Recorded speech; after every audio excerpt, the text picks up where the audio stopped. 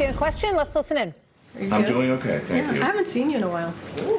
Well, you guys haven't had a press briefing since President Biden dropped out of the race. The president hasn't been here. He just got here yesterday. And now I'm here taking your questions. Thank you. And I've taken about 3 or 4 at this point from you alone. Well, it would seem that people in this White House knew that President Biden was slipping. And it was hidden from the American people. So who ordered White House officials to cover up a declining president? I know that that is a narrative that you love. And wait, 10 days, hold on. he did a press conference at NATO. I'm in it. There's all these things that I need to finish. And then 10 days later, I'm dropping out. Okay, okay, you're asking me like 2 multiple questions here. Let me, wait.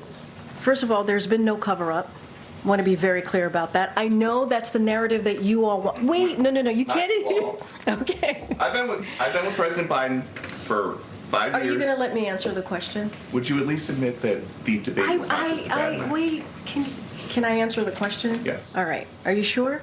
Yes. Okay. To your first question, it is not a cover-up. I know that is the narrative that you all want. It is not. I'm going to say this again. And you're going to hear directly from the president. I hope you listen tonight. I think it's going to be incredibly powerful and important. The Oval Office, presidents, as you know, when they make speeches from the Oval Office, it's because there are important moments that they want to directly make sure that the American people hear from them. And it's obviously going to be done in prime time. I would listen to the president. And then what I will say is that it is not easy making a decision that the president made on Sunday. It is just not. It is not. And as you all reported, it is historic. It is unusual. This is not the norm. And making a decision like that for someone who has been in public service for 54 years, U.S. Senator for 36, President to Vice President to President Obama for 8, and now a first term as president himself. These are not easy decisions to make. They're just not. And so the fact that he was able to make that decision in a selfless way, that's admirable. One of the decisions he made, President Biden wants Vice President Harris to be the standard bearer of the party now. Does she still want to get rid of ICE? You have seen what this administration has been able to do in the past 3.5 years, and they did that with the Vice President as a partner in that. And Republicans got in the way. The president went around Republicans and was able to get thousands of personnel at the border. And now we are seeing a 50% drop at the border. And that's because of what this president has done. As a partner, though, she's been in charge of root causes of migration for years. She has never spoken to the Border Patrol Chief, Jason Owens, or the Border Patrol Chief before him, Raul Ortiz.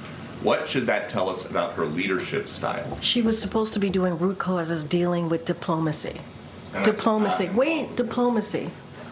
That's what her job was supposed to be. Diplomatic. That's the job. And I understand that you're asking these questions, but we should also look at congressional Republicans who got in the way. Literally got in the way of everything that this president was trying to do to deal with the border. They got in the way. They would say one thing and then they would change their mind. They would say, we want Border Patrol, we want we want a deal on what's happening at the border, and then they would walk away from it. And they did it because of what the former president said. You guys reported that. That's not coming from me. Some of your colleagues reported that the former president said, let's not move forward with this proposal because it's going to help Joe Biden. I mean, that's also the reality. You got to talk about both sides here. Good.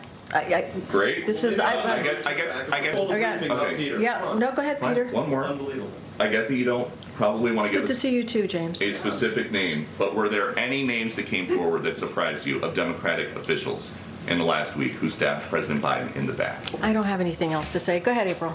I'll go really fast. 2 questions. Yep. All right, we want to get right